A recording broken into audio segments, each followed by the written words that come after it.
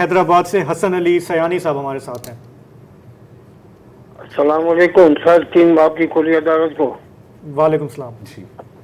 Sir मैं थोड़ा ये आज खवातीन का है तो ज़ाहिर है 50% तो खवातीन होगी, तो उस हवाले से बात करना चाहता हूँ कि जो चाइल्ड जो है उसके जो राइट है, बच्चों के हुकूक, उस अक़वाम मुत्तहिदा उसका आर्टिकल 31 है।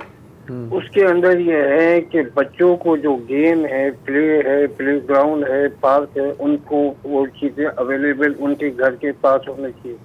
तो हर जगह ये प्लानिंग होती है तो, लेकिन होता क्या है वो कुछ टाइम के बाद वो जो प्ले है, जो पार्किंग है, वो पार्किंग में तब्दील हो जाती है। फिर वो पार्किंग के बाद 10-15 साल के बाद वो पार्किंग फिर प्लाजा बन जाता है। तो ये पी सब जो है माशाल्लाह कहाँ से कहाँ पहुँच जाए। और ये सबसे दुनिया में जो है चीप जो है एजुकेशन जो है, वो जो सोशल लर्निंग है वो इस प्लेग्राउंड से होती है। और दुनिया में आजकल जितने भी एजुकेशन सिस्टम है वो कामयाब तरीन जो मुल्क है, जापान है, फिनलैंड है, कोरिया वगैरह है, तो वहाँ बच्चों को तकरीबन 6 पीरियड तक तो खुला छोटे से खेल ही खेल में सारी चीजें सिखाई जाती है।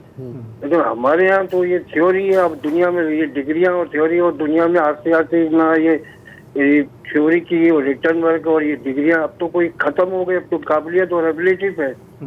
तो इस पे आर्टिकल 31 है अक़वाम मुत्तहिदा, ये बच्चों का राइट है कि हर जगह उसके घर के पास ये। लेकिन हमारे यहाँ ये सारी चीजें जो खत्म हो गई, टोटली कारोबार हो गया और बच्चों को, छोटे छोटे बच्चों को टिकटॉक में डाल रहे हैं और आगे जाके 30 साल 40 बार फिजिकली तो ये बच्चे जो सारे अनफिट हो रहे हैं, उनको वो चीजें मिल ही नहीं रही है। बाकी आप बहुत शुक्रिया, बहुत शुक्रिया।